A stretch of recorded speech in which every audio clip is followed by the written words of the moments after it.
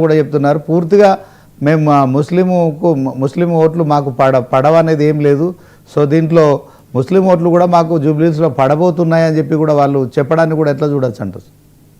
అంటే గతంలో కంటే కూడా ఆయన రామచంద్రరావు గారికి తప్పదు, ఆయన సెక్రటరీ పార్టీ కార్యదర్శిగా ఉన్నప్పుడు ఆయన అట్లా మాట్లాడక మరి వేరే రకంగా ఆయన మాట్లాడే పరిస్థితి ఉండదు, ఆయనకి తప్పదు. కానీ మనం మాట్లాడుకోవచ్చు కాబట్టి ఆ గుడ్డుగుత్తగా పట్టడం అనేది ఉండదు. అసలు అది మామూలుగా అసలు బీజేపీ గతంలో కంటే బలహీనపడింది. ఇక్కడ ప్రతి వాళ్ళని గదిలిస్తే బీజేపీ పోటీలో ఎవరు లెక్కేయటల్లా సింపుల్. అంటే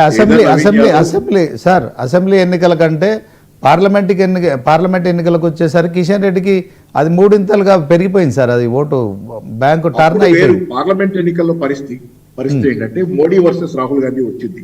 అలాగే టీఆర్ఎస్ సైడ్ లైన్ అయిపోయింది. టీఆర్ఎస్ సైడ్ లైన్ అయిపోయి వాళ్ళు కాంగ్రెస్ బీజేపీ 8 పార్లమెంట్ సీట్లు పంచుకున్నారు. ఆ పూర్తి అది వేరు. దేశవ్యాప్తంగా కూడా మీరు చూడండి, ఎవరైతే విడివిడి ఆమ్ ఆద్మీ పార్టీ కానీ ఇట్లాంటి వీళ్ళంతా ఎవరైతే అటు కాంగ్రెస్ లో చేరకుండా ఇటు బీజేపీలో చేరకుండా ఉన్నారో వాళ్ళంతా ఓడిపోయారు దేశవ్యాప్తంగా. ఎందుకంటే అది polarisation, Congress versus BJP, Rahul Gandhi versus Modi వచ్చిన తర్వాత అటో ఇటో ఓటేశారు జనాలు.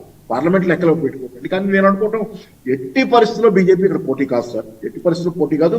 మామూలు ఇంకా హార్డ్గా చెప్పాలంటే డిపాజిట్ తెచ్చుకుంటే బాగా తెచ్చుకున్న పరిస్థితి ఉన్నట్లుగా అనుకుంటున్నా. Thank you sir.